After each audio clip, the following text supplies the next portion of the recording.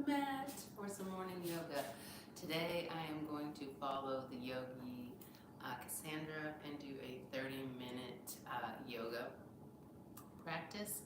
Um, there are some things that I want to do today. I've got some friends that are going to play pickleball this morning. I'm going to work from home, so it gives me an opportunity to get up and out early this morning and doing something that I love, so I don't have a ton of time because I want to get over there relatively early, which is why I'm actually early this morning. Normally I'm on at 6:30. It's 8 minutes after 6, and I want to get this 30-minute yoga practice in. So I'm not even going to do my normal warm-up that I do. I might do those things later. I just want to go ahead and jump right into the practice. I am streaming live on both YouTube and TikTok this morning.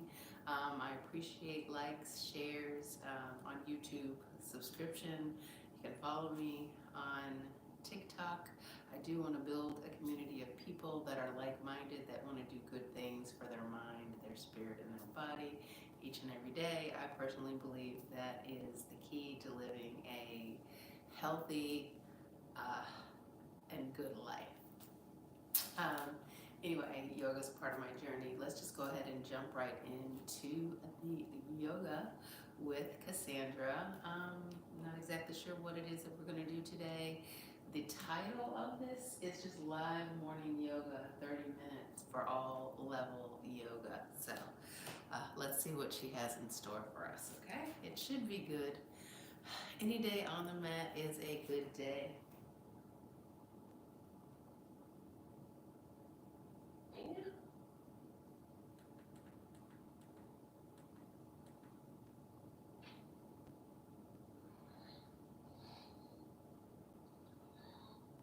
Okay, I'm not trying to be rude by being on my phone. I'm just like checking in the live stream just to make sure it's actually showing up and that things are working. So let me just put my phone here. Okay, hello everyone, welcome. This is our live class that we're going to be doing together. It'll be about 30 minutes long, a morning flow, great for all levels, no props required. And just to give you an idea of the logistics and what I have here, so obviously my camera is right here in front of me, and then I have my laptop to the side just so I can monitor the internet, and then I have my phone here just so I can monitor the chat. So if there are any technical issues throughout this live stream, so if, for example, you can't hear me, you can't see me, anything like that, please use red emojis in the chat box because I can't necessarily see what you're writing. My eyes are not that good. But if I see lots of red emojis coming in, it'll alert me that something's wrong and I need to pause and fix something. So right now, before we start, could I get green emojis or something just to let me know that you can hear me, you can see me, and that the connection is okay. So I'm looking forward to this. I haven't done, okay, I see some green coming in, so that's perfect for me. It's been a while since I've done a live class. The last one I did, I think, was for my New Year's intention setting workshop. So that was end of December, or no, it was early January. I think it was January 3rd. And I don't know, they're really fun. I'm always worried that something is gonna go wrong, and sometimes it does, but it's okay. It's good to face your fears. And I don't know, I just thought it would be really fun for all of us to actually be practicing together in real time. There's something quite special and magical about that. So all levels, morning yoga flow, we're actually going to start standing up. So let's just get right into it. And you can place yourself at the back of your mat. I'm just gonna unroll it here. Feet hip width distance apart, they can be a little bit wider even. Roll your shoulders down and away from your ears, palms shining forward, Tadasana, your mountain pose. And just find a few deep breaths in and out through your nose, settling into all four corners of both feet. So grounding down through your roots, and at the same time, lengthening through your spine, reaching the crown of your head up.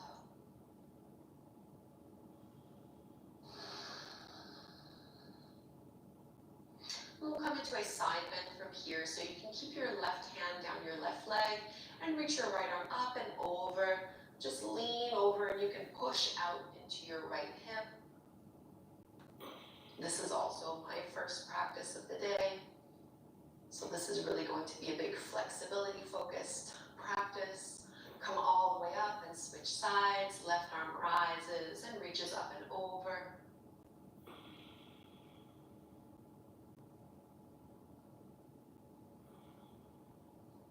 And you can push out into that left hip.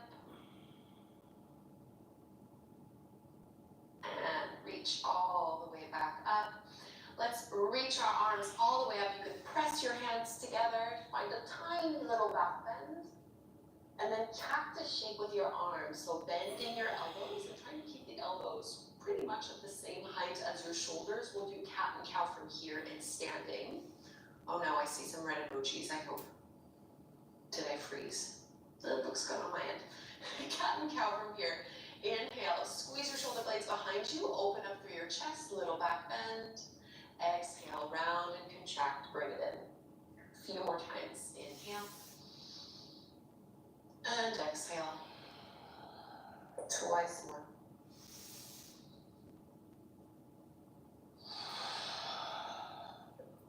Stay grounded through the legs. Coming back through to neutral, let's find our ragdoll fold. So you can absolutely bend generously into your knees here. I'm going to grab a hold of my elbows and just sway a little side to side.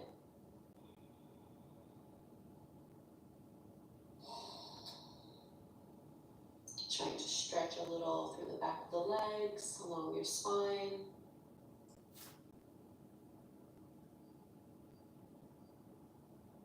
And you can take a cleansing breath in through the nose and out through your mouth.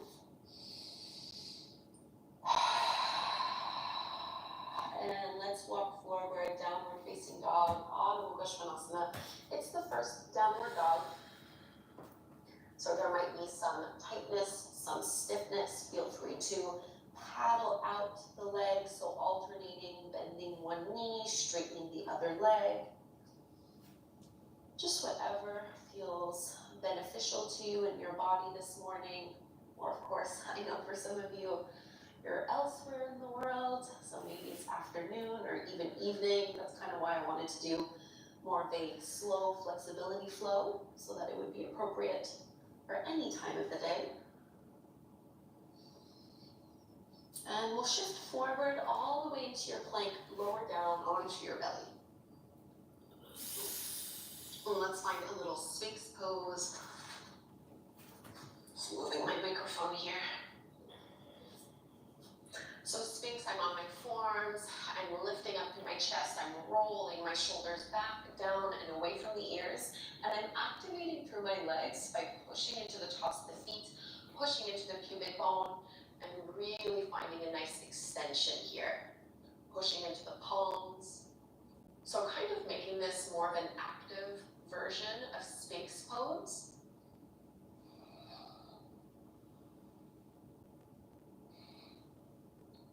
Only if it feels appropriate to you. You can go a little bit deeper into this one by widening your hands, coming up onto your fingertips, and maybe lifting the elbows up. If this feels bad in your lower back, please leave it out.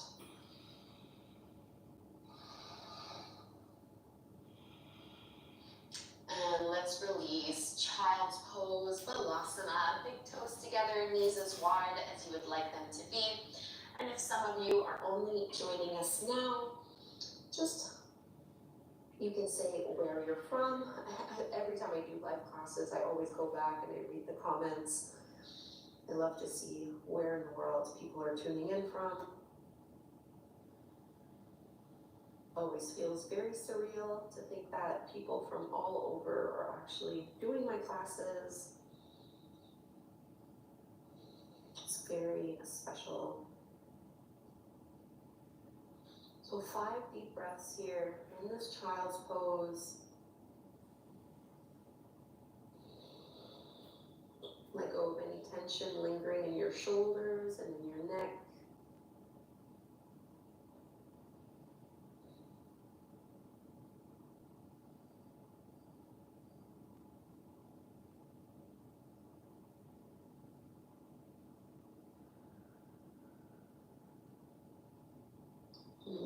deep breath.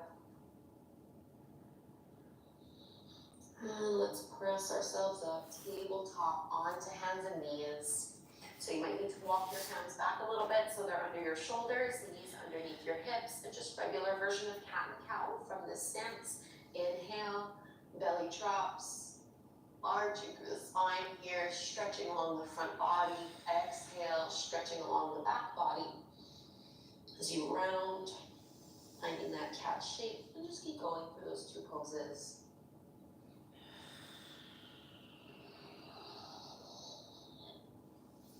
Put a little bit more weight into your fingertips as opposed to your wrists. This will help to strengthen your wrists and your forearms.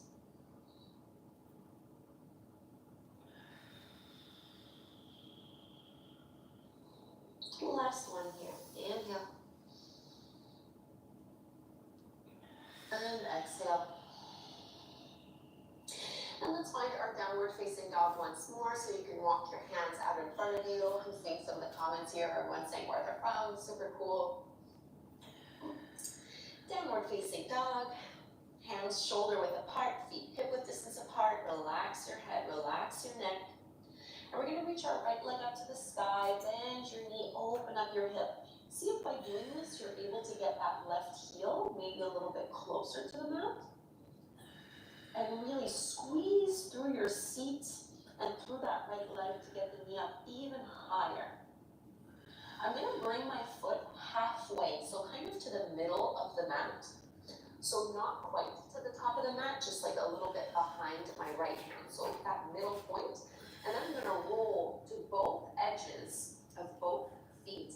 So my toes all turn to point over towards the right side of my mat. I'm leaning on my left hand and I'm reaching my right arm up and over. So this is a variation of Vashisthasana, the side plank. I'm actively pushing both feet into the floor to lift my hips up even higher. And just hold here. So a little bit of core strength activation. Make sure you're still breathing, that you're pressing the shoulders away from your ears. And now all we're gonna do is let that left hip sink all the way down and reach your right hand towards the back of the mat. So like a big side body stretch. This is almost like a side sphinx. Push your feet into the ground to lift your hips up. And now place that right hand at the top of the mat. And you might need to grab a hold of your ankle just to find a more traditional lunge stance. So with your feet hip width distance apart, I'm gonna keep my back knee lifted. And I'm just rocking a little bit front to back. So getting that first stretch into our hip flexors. My knee is on top of my ankle. And we're gonna come from here into our high lunge. So firm up and really engage the strength through your legs to lift all the way up with the upper body. Arms can extend up at the same time. Biceps along the ears, palms facing in towards one another. I have a sway back, so I have a pretty exaggerated curve in my lower back. When I do high lunge like this, it kind of exacerbates it. So something that I like to do is to bend into my back knee so that I can kind of scoop my tailbone under, draw the lower belly in, and just be a little bit more in proper alignment for my lumbar spine. At home, you might be perfectly fine with the back leg straight. One more breath here. And let's release. Hands come down to the mat. Find your flow. Plank pose. Chaturanga. Either cobra or your downward facing dog. And we all find our way back. Downward dog. Now before we go and repeat this over on the second side, walk your hands towards the back of the mat for your ragdoll fold. You can bend your knees generously. We're going to interlace the hands behind the lower back, so clasping at the palms, and then reaching the knuckles up and over.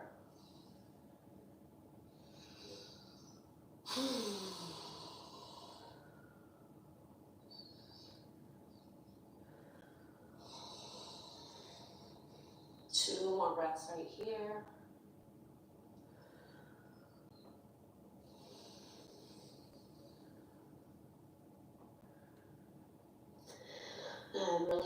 hands down to the mat. Again, before we go to down dog, point your toes out, heels in, find Malasana, your yogi squat.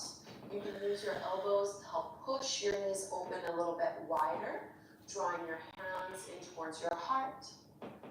And we're really trying to straighten the spine here so that we're not rounding in and crouching. Think of finding a little bit more lift.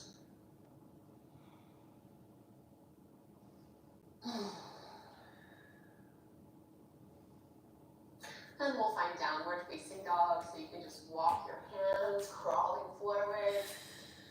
Bring your feet back to being hip width distance apart, palms or shoulder width distance apart.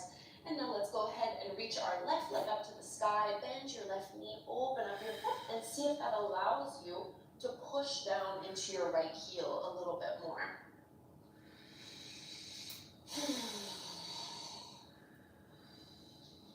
This left leg is super active. I'm intentionally trying to lift that knee up higher, and then I'm gonna step my left foot halfway between my feet and my hands, so kind of right to the middle of my mat.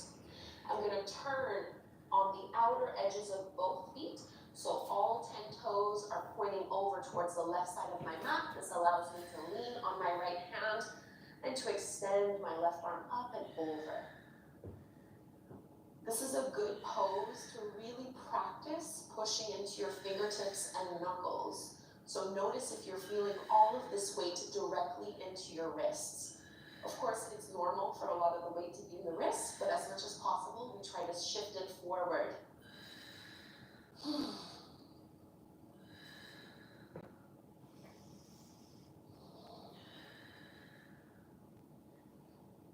And let's set that right hip down.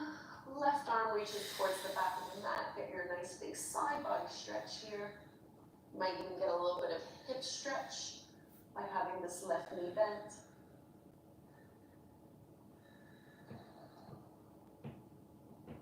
Push the feet into the floor to lift yourself back up. Frame the front foot, and we're just going to find that lunge variation.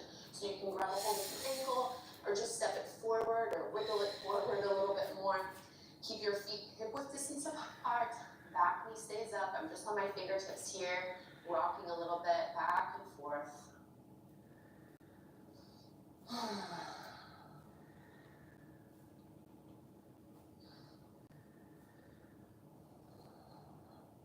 Getting a nice stretch through those hip flexors.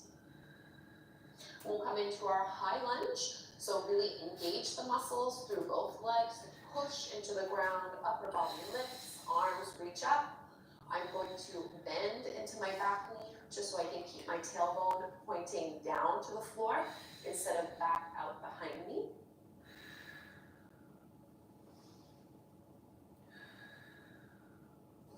Really get that energy flowing all the way up through your fingertips, all the way up through the crown of your head.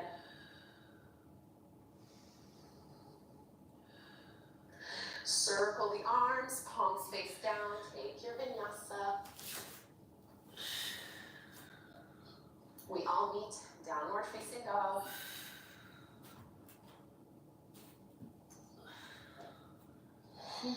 Push into both heels.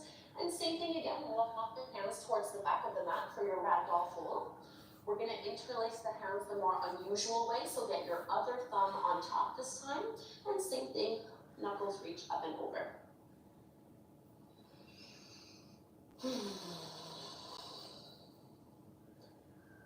Relax your head, your jaw, your facial muscles.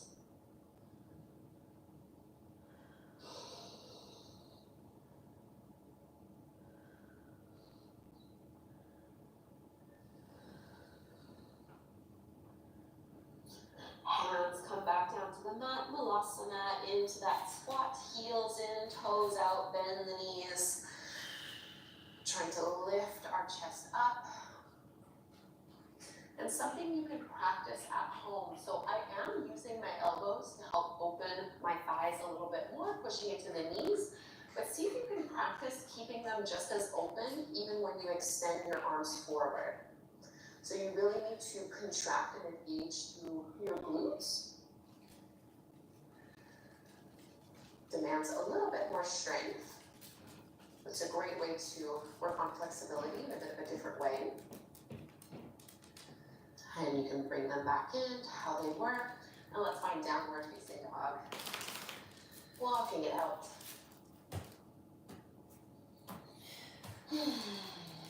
Coming into our puppy pose, bring your knees down to the mat, keep your hips over your knees, walk your hands forward, and bring your forehead down to the mat. I'm going to make this a more active version of puppy, which means I'm going to keep my arms straight so my elbows are not touching the mat, and I'm trying to press, almost as if I'm trying to press and melt my heart down, almost like I'm pressing my armpits down towards the mat.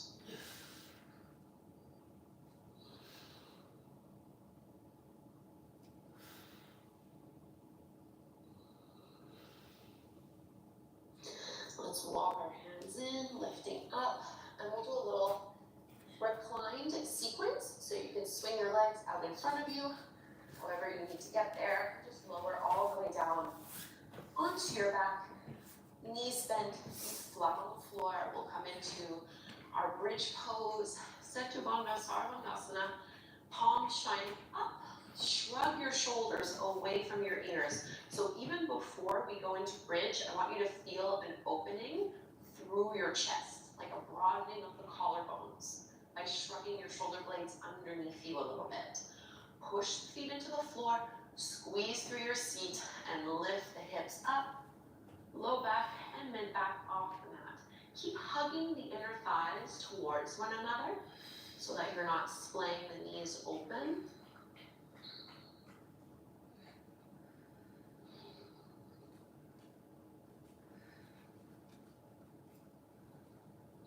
One more big breath in here. And exhale, slowly curl all the way down. We'll do a different variation of bridge pose. I want you to cross your right ankle over the top of your left thigh, as if we're doing reclined pigeon. You might want to bring your left foot into the midline a few inches. This will help with bridge. We're doing our single leg bridge like this. So push down into the left foot. Try to keep that right knee and hip pressing open as you squeeze and lift up. So trying to flatten out through our hips. It's definitely harder with just one leg, so it's normal if you're not going up quite as high. And release it back down. Let's find reclined pigeon pose, so keep your legs as they are, and just thread the arms through as you pull that left knee in towards your belly. And you can rock a little bit side to side.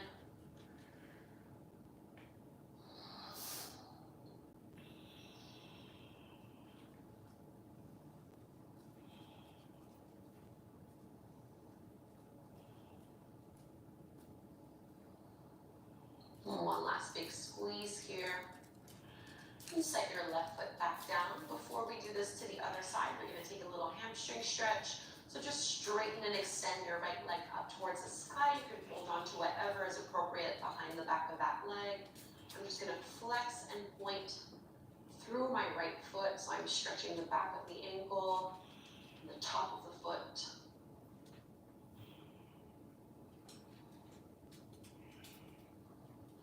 And let's release. We'll find that single leg bridge. So my right foot is going to be a little bit more towards the midline rather than being directly aligned with my hip. I'm going to cross my left ankle over the top of my right knee, shrugging the shoulders underneath, pushing into the floor and breathing the hips up. So notice how your left knee maybe wants to point up towards the sky. Think of pressing it down. So there's a bit of a hip opening action here as well.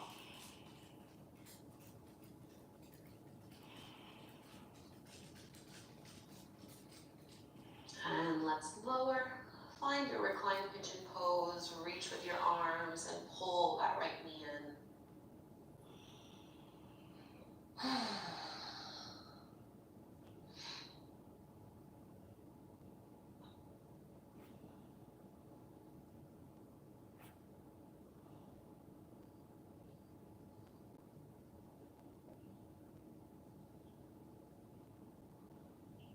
And one last big squeeze.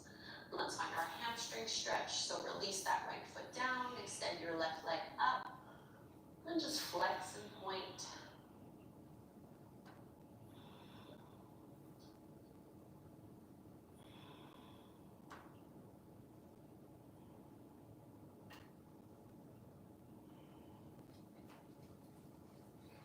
See if you can pull that leg in a little bit more.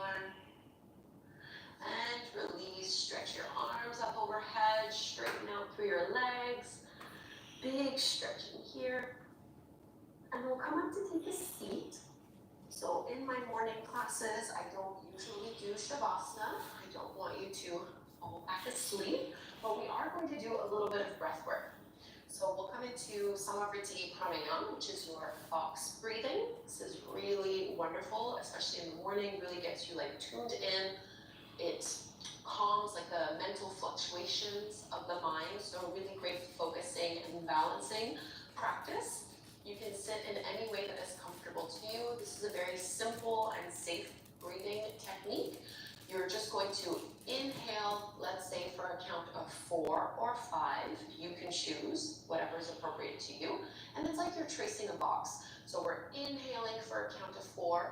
We're holding our breath in for a count of 4. We're exhaling for that same count of 4. And we're holding the breath out for a count of 4. You can do 5 if that works for you. I like to work with 4, especially if you're new to pranayama and especially breath retention. Shorter will be a lot easier. And we're going to do this one 6 times.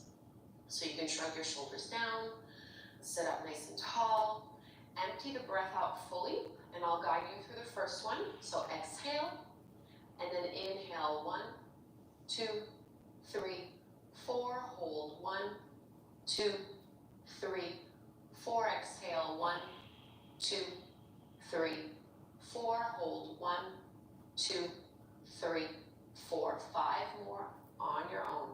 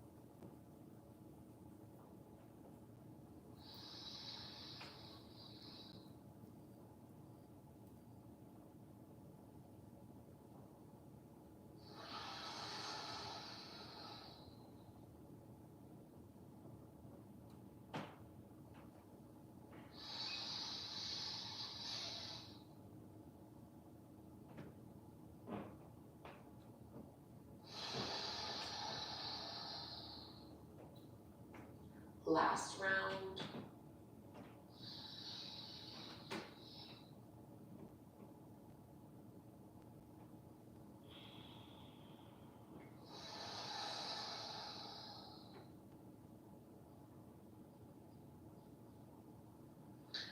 And when you're done, just find a natural breath rhythm, keeping your eyes closed, feeling the effects of your practice on your body, on your mind, on how you feel. And I like to use these morning classes as a way to set our intention for the day. I thought it would be fun this time to use my affirmation cards. This is a deck I launched last year called I Radiate Joy. It's just affirmation cards. So I'm going to draw one, and I'm going to use that as my intention for the day. You can use it as well if you like. Just picking one at random. My power lies in my sensitivity. So that's the one that will be my intention today. My power lies in my sensitivity. Let's just stay with eyes closed, seated for a few more moments. And maybe you like to use this affirmation, my power lies in my sensitivity. Maybe that can be an intention you work with, or maybe there's something else that speaks to you. Whatever it may be, use these next few moments of silent contemplation and meditation to really anchor your intention for the day. About 10 breaths here.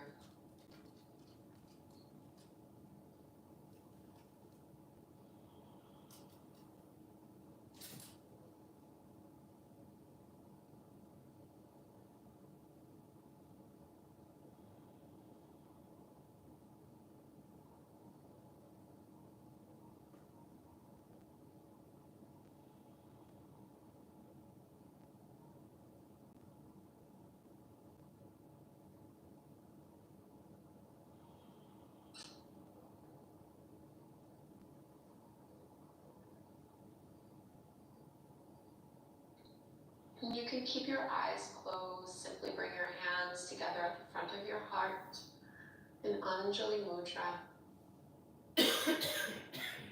Show yourself some gratitude and kindness.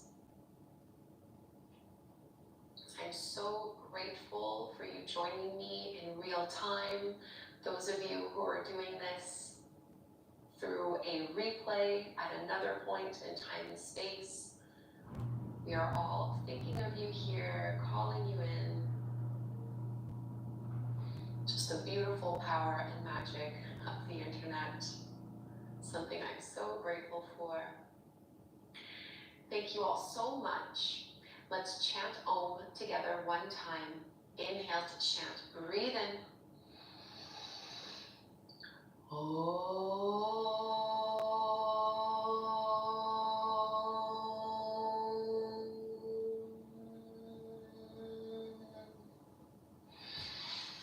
Thank you so much, everyone, for doing this live flow with me. I hope this worked. I wasn't quite paying attention to my chat in these last few moments, but it looks like it's working. So something I'd be curious to know is if you guys would enjoy more live classes or if pre-recorded is better. I'm kind of toying with the idea of doing live classes more on like a semi-regular basis, like maybe once a month or something going forward, partly because... Alrighty, thank you for joining me. That was a good practice. I didn't know what to expect. It definitely had its challenges for me, but I appreciated the stretch. You know, there's a little bit of strength in there as well. Like I said, any day that I get an opportunity to get on the mat and do some yoga, it makes this body feel good, and so I definitely appreciate it. Thank you so much for being here with me this morning. I'm gonna run, but I hope I'll see you again tomorrow. If I don't, have a very blessed weekend and see you later.